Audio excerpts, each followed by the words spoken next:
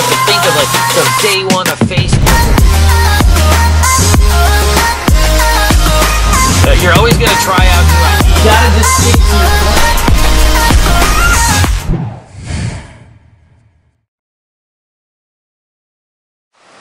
Morning, you're about to miss the sunrise. You caught it just in time. What's going on? Good, it's beautiful. It is a beautiful morning. You can't beat this, that's for sure. So what's your morning routine usually like? Morning routine, very, very important to wake up at the same time every day. You know, I like to make sure that I wake up at a time where I don't need an alarm clock. And so for years I kind of mess around with my time I go to sleep, so I can just wake up fresh, either get a breath of fresh air, sit on my balcony, drink some coffee, or, you know, I used to go and get pumped at the gym. But I don't do that anymore. One thing I did notice about the gym is that when you get a little bit too pumped before the market, I tend to overtrade. So now I try to do something a little bit more relaxed. And then it's just, you know, get ready. I shower and do everything just like I'd be going to work. Like I have a job, I shave, I get ready. And then it's just hop into the computer. I need about an hour to get ready for the market. You know, I want to do my pre-market scans. You always want to search for your earnings plays, your PR gappers, see what's hot in the morning, add that to your nightly homework that you've already done, and then now start filtering through and really ranking all your best plays. You know, one of the things that happens is when you do homework at night and then homework in the morning and get ready, your watch list will be just huge. You guys ever have like a just giant watch list of like 30 tickers? Well, that's great, but what you want to do is really start to prune it down. You know, I want to start ranking them on a tier system based on what's the best, like what has the best probabilities. That way when the market opens, I know exactly what to hit. This is my first play, second play, third play. If I see this, this, and this, I'm gonna hit it, and then hopefully I only trade the first couple hours and I'm out. So how you feel about the trading day today? So far, pretty weak open in the markets, you know, but we're sitting right at top of resistance, so it's a natural thing to kind of pull back now. We've had an incredible run of the last few weeks. But right now, all these little low float stocks are in flavor, so what's happening with the market doesn't necessarily matter. So what are you looking for when, you know, when you're starting the trading day?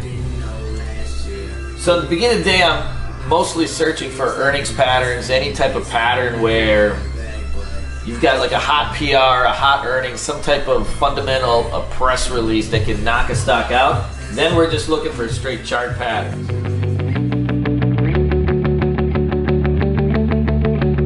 You know, in Michigan, this is car country.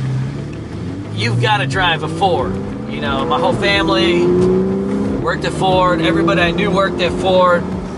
In our town, that was the thing, is either you worked at Ford or GM. You know, even growing up, that was the goal for everybody. You know, that was the mantra that we were told.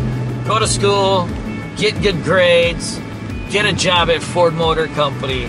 And that was actually my original path, you know. It's like my dad was pushing me all throughout high school, get straight A's and go to University of Michigan and become an engineer like him. You know, I'll get a great job and make 80 grand a year, have a nice life, be able to take care of my parents. And, you know, that was the dream. I mean, that was really the dream growing up is for people was live in Michigan. So when did you decide that, you know, that path wasn't for you? You know, I kind of had always an inkling, you know, but being a mama's boy and a daddy's boy, we come from a very close family. You know, you never want to disappoint your parents. That's not who I am. And so, you know, I always kept it together, and I did get the straight A's, and I did everything the way I was supposed to, but when I came time to make my college choices, you know, I went to Michigan State instead of University of Michigan, and I walked myself down a different path. The first day I got there at school, I was already in the computer lab on MSN Money researching how to trade stocks.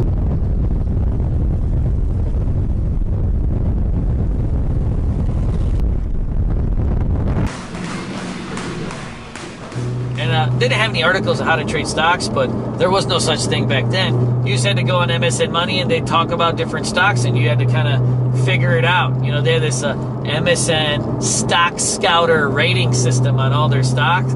So I'd always look at all the ones that were like 9s or 10s and be like, oh my God, these are amazing.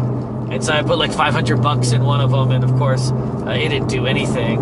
And then, you know, I would go and find whichever one was a number 10 or a number 9 and put a few bucks down, and of course they wouldn't do anything. But, you know, that was how I started college. You know, it was like, that was my first chance at freedom of being on my own, and one of the first things I did was go to the computer lab and see what I can learn about this stock thing. So why stocks? Like what interests you in stocks? Well, that was 1999. I graduated high school. So during this time, you're talking about, you know, the dot-com age. You're talking about a time where just immense wealth was being made everywhere. No, but honestly, if you look at like really successful businessmen, one thing that they all are really in charge of is their health. Whether they do yoga, meditation, working out. Most of them, you ever see a really successful businessman? They're like 70, they're still crushing it, right? They're still out there working because they're taking care of themselves. It's very important. Guys, watch this JAG-X. We may get a short in this thing. I shorted 1,000 up here. We'll lean into this thing a little bit. That first candle is always a telltale sign.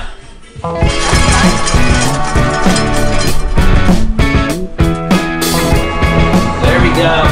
Now that it's breaking onto the VWAP, look at this VHPM2. I'm taking a little bit of profits here on RH. You know, I had to go really through the ringer.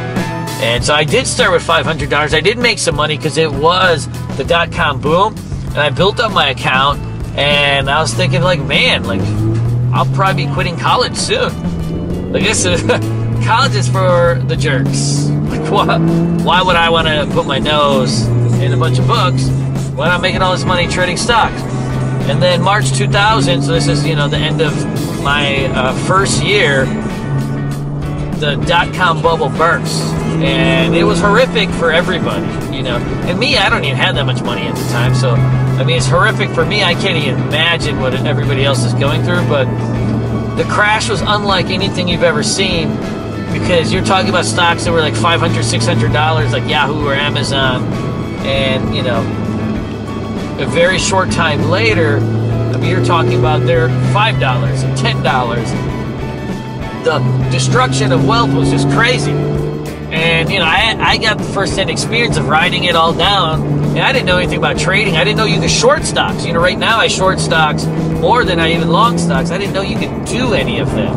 And so you just write it down until you run out of money. And so at some point, right, you lose it all and you run out of money, and then you try it again.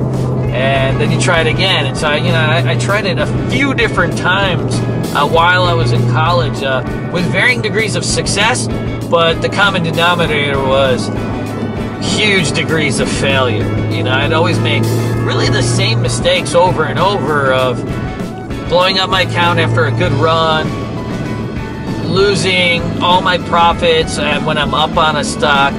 And, you know, it took me a long time to realize, like, those are just, I mean, basic trading rules. But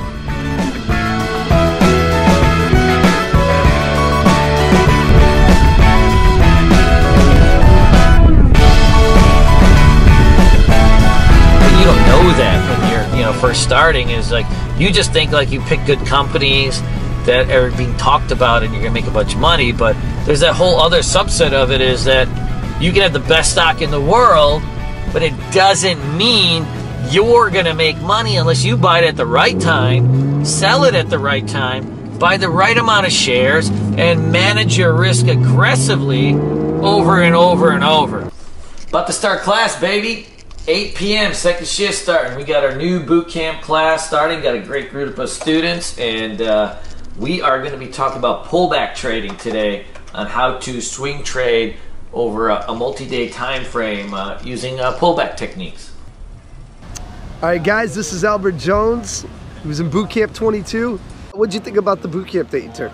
I thought it was great. Like, before that, I really didn't understand what I was doing. You you know, I was making some money, losing some money, but I didn't really understand why. So I took the boot camp, and I kind of like backed up and started from scratch, and actually found out like why I was losing money when I did, and why I was making money instead of just, you know, making money and not knowing why or losing money. So it was great.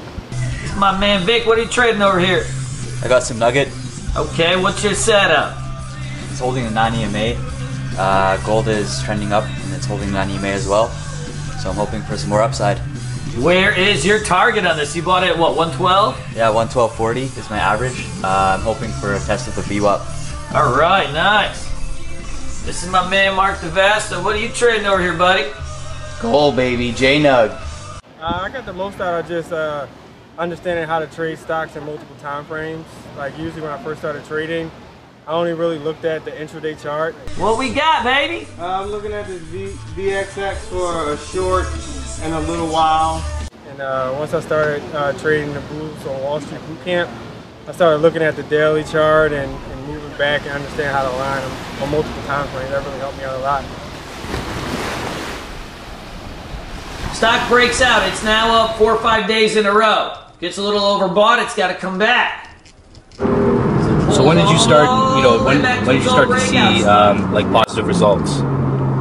So I started to see I was seeing positive results intermittently. Yeah. I'd go on 6-month runs and then one bad month.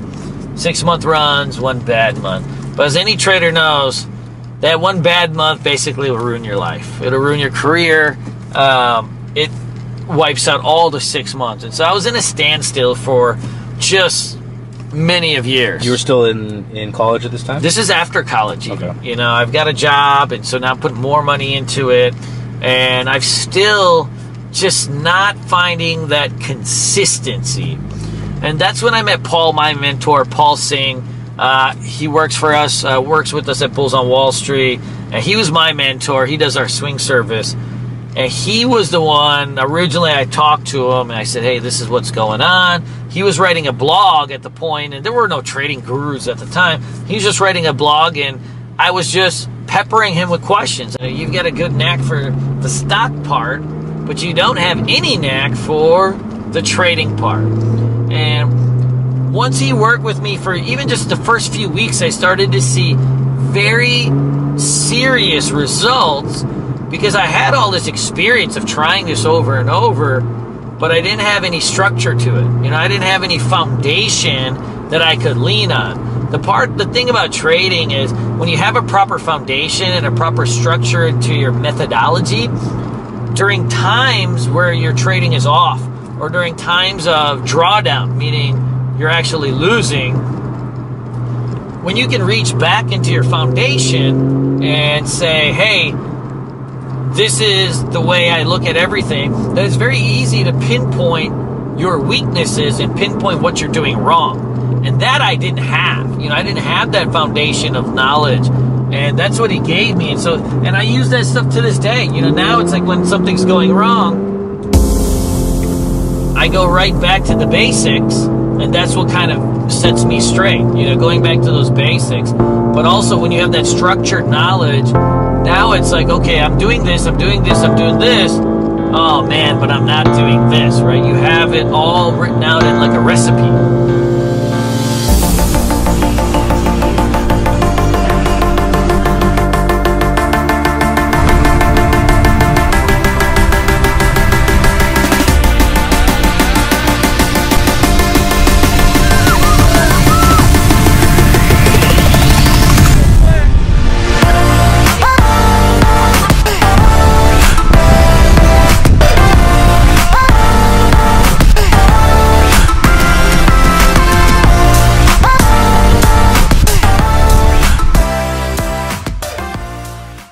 So most of the homework's done at night. We use different softwares. I use TC2000, which is a charting scanning software. Then in the morning, I'm running pre-market scanners. So we use a company called Trade Ideas. They build basically software algorithms for retail traders. So I'll turn that on and see what's moving and start adding it to my watch list. But as day traders, our main thing is always to be searching for momentum, because when you're day trading, you're not looking at something that's a year out, right? You only care about what's going to happen right now. For me, it might even be the first 30 minutes. You know, right now I'm already up over $1,000 and it's only been 15 minutes in the market. I'm looking for whatever can move at this moment. And so the way that I'm looking for stocks and configuring my software is going to be a little bit different. So everything is still solid. Just like my own students are improving every day, I'm getting better every day. You know, I sit there on Sundays and I study my stats, my trades, just like I asked them to.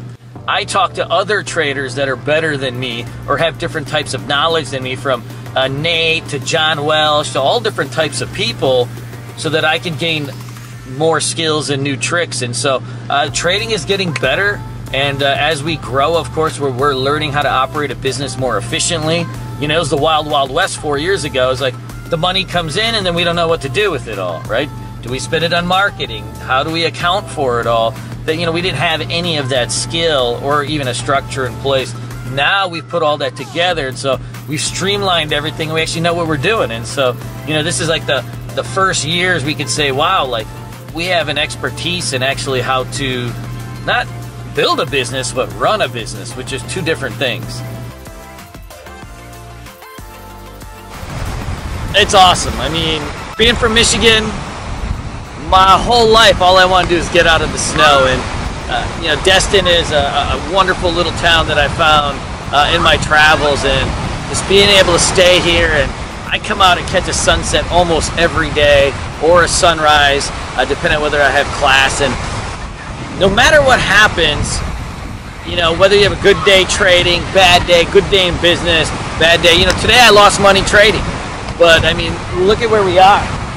It's, how can you be that mad, right? How could you be so disappointed about a couple stocks, right? When you have so much to be thankful of. And so, you know, being outdoors and being in nature, or even being on the beach, it's just, it kind of brings you back to, it centers you a little bit and brings you back to remembering why you do what you do. And it always reminds me that, hey, it ain't that fucking bad. Most of the time, yes, but you're not human if that doubt doesn't creep into your brain, you know?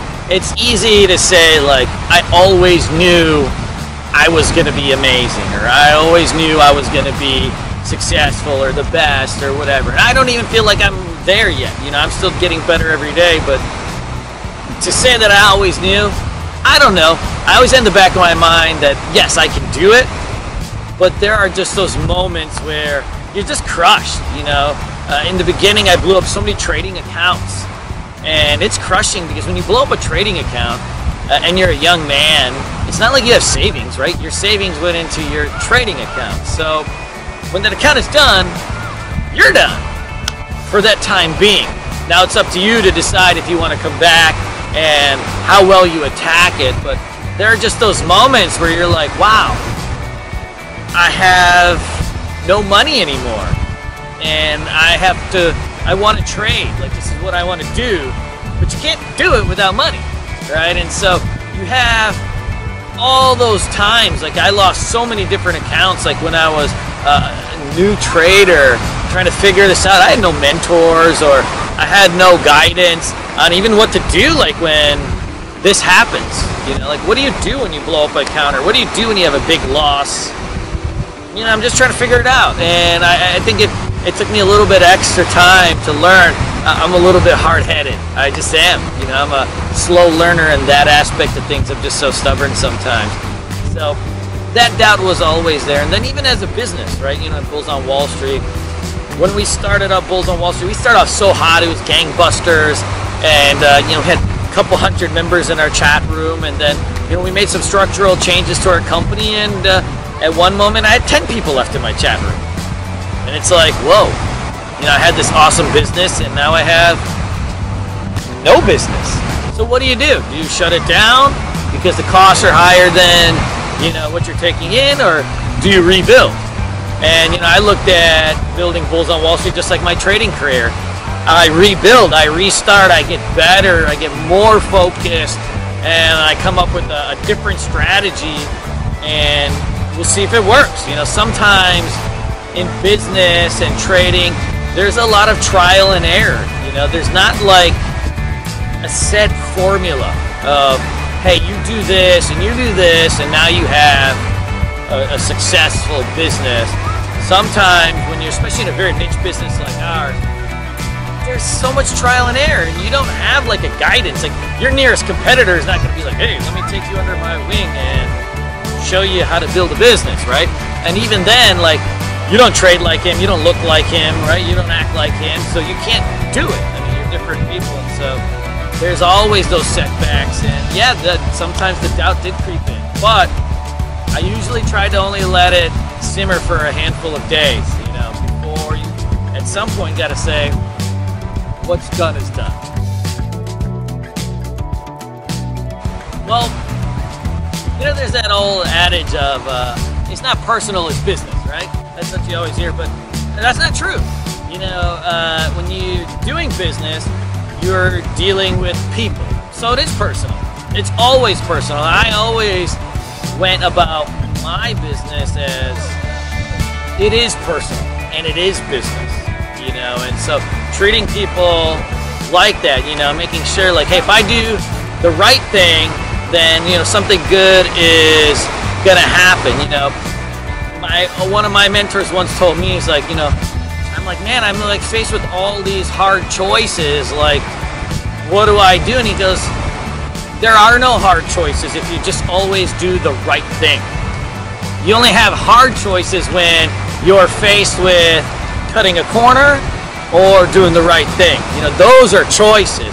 But if your mantra is just do the right thing, treat people the right way, and something good's gonna come out of it, then you don't really have to have hard choices. You really don't even have to be that smart because you're led in a certain path that you're just going with. And so our company's a people, you know, a people business. It's a family business, and we've built it like that. And we've treated our students the same way. You know, I got 10 students coming next week to stay at my house in sleeping bags, you know, for our summer boot camp. You know, it's just a family thing. And if you keep doing it like that, then that's your niche, right? That's who you are.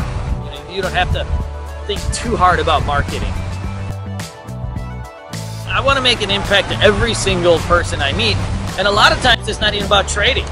You know, I have some students or just people I meet along the way, and I'm not helping them with their trading, but I'm still trying to be impactful in terms of being a mentor or business or, you know, their mentality or whatever it might be, you know.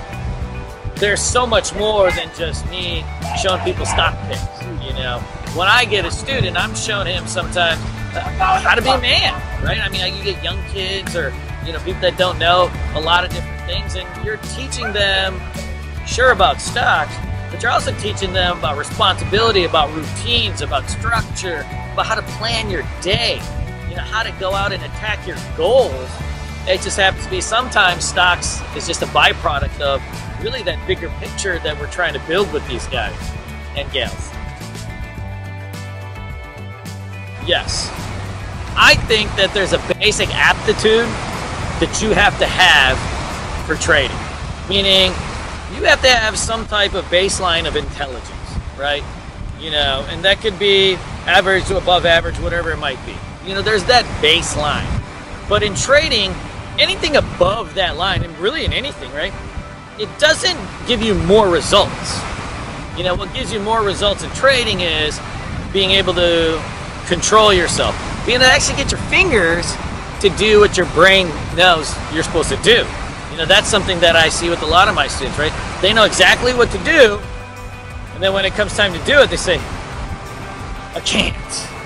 Oh my gosh, but I knew I was supposed to do it, right? So those are the things that don't necessarily have anything to do with your intelligence or your intelligence quotient. You know, it has to do with something that's more internal. And, you know, everybody will have, you know, different things that they're good at or bad at. But in the end, you know, trading requires X amount of intelligence, but in the end, but then you still have to go out and do it. And you still have to go out and work your butt off. You know, sometimes I get a lot of students like this. Say, well, I'm hardworking and I'm smart, so I'll be good at this. And I say, that doesn't mean anything. Hardworking and smart is just what you need to get your foot in the door in anything. Hardworking and smart is just a precursor to just be in the game. But it doesn't get you anything, not in life. You know, hardworking and smart is an awesome thing to have, but that just gets you to here. To get here, you still have to go out and do it, right? You still have to go out and show discipline and passion and purpose and respect the process of what you're trying to do. And then, of course, get better every single day. You know, being hardworking is just, it's just a nice thing to have. Yeah, I mean, I would love to have a family. I'll probably move back to Michigan someday, be close to my folks, you know, and then hopefully I'll have some awesome students that, you know, I pass over the business to, and I'm just serving more as, right, you know, a trader and a teacher, and, you know, the nitty-gritty of maybe the business.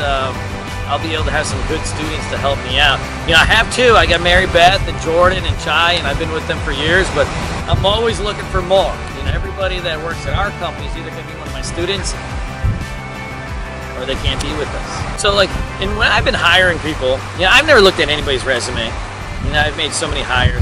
I never look at anybody's resume. Sometimes they've gone right. Sometimes a couple of them have gone wrong. But your resume is just something that is what it is, you know. In the end, what you're looking for is somebody that shares your values, they believe in your company culture and can actually fit into it rather than be disruptive to it, somebody that you can trust with what you're trying to do. And then most importantly, this person has got to be somebody that can actually learn and think on the fly. You know, you can teach skills in anything. So if I wanted a guy that's going to be like a marketing guy that does social media, well, I can teach him that. I mean, it doesn't take a brain scientist to do that. Or, you know, if I have a guy that's going to say, moderate my customer service, well, I don't need a customer service guru to do the customer service. He just has to be able to learn it. And in the end, after that, you want somebody to share your culture, your values, believe in what you're trying to do, your vision, and be with you long term. You know, that's the thing is, I don't like hiring for a few months or even a year. You know, if I make a hire, this is a permanent thing. You're either in or you're out. That's why all my employees have been with me for 5 years. And, you know, I've been adding employees along the way, and the expectation is when they come aboard, this is what they're going to do. You know, it's not a stepping stone, it is the stone. And for me, this was just, in my family, this is what we do. I have a close family. You know, it's all or nothing for us. So, you know, I don't have any special joy of like, oh my gosh, I took my parents to Disney World or Bali. Wherever I go, they're coming with me. You know, that's just, we're just like a package deal like that. So it's a fun thing to do, but like, I never look at it as like, man, I'm introducing my parents to all this cool stuff because, well, my parents put me through school, right? And they're the ones that, my dad gave me my interest in stocks. And my mom was the one that opened all the mail and wrote all my checks for me when I started Bulls on Wall Street, and kind of helped me with all the admin and staying on top of stuff. And, you know, it's a team. You know, it's a package deal. It's a team, and my sisters are all really involved with, not with the company, but just making sure that I'm, you know, the man that they hope I can become, and, you know, giving me that support and everything you need sometimes. So it's just, you know, it's what we do. You know, I've never looked at it as like, oh my gosh, I'm taking my sisters and my parents on vacation. Just wherever I'm going, they're going. Guys, if this is what you want to do in life, whether it is trading or business, this summit is going to give you just a huge value add, because it's not just people like me, but it's people in all walks of life of trading. But also, these are people that are successful. We have people that are, you know, multimillionaires coming in and talking. We also have people that are just students, that are successful traders that recently made the jump from being somebody like you into somebody that's actually speaking at a conference, and in a very short amount of time. You want to hear from those type of people. You don't want to just hear from some 50-year-old man with $100 million, right? You want to hear from guys like Jake and Chris, who are young men who just recently started trading and then went through all the ups and downs that I went through a decade ago, but they did it a year or two ago, and here they are, a success with everything fresh in their mind on what needs to be done. We have the full circle of amazing speakers from all walks of life, and you're going to learn a lot. And if you don't, you let me know, and I'll give you a high five.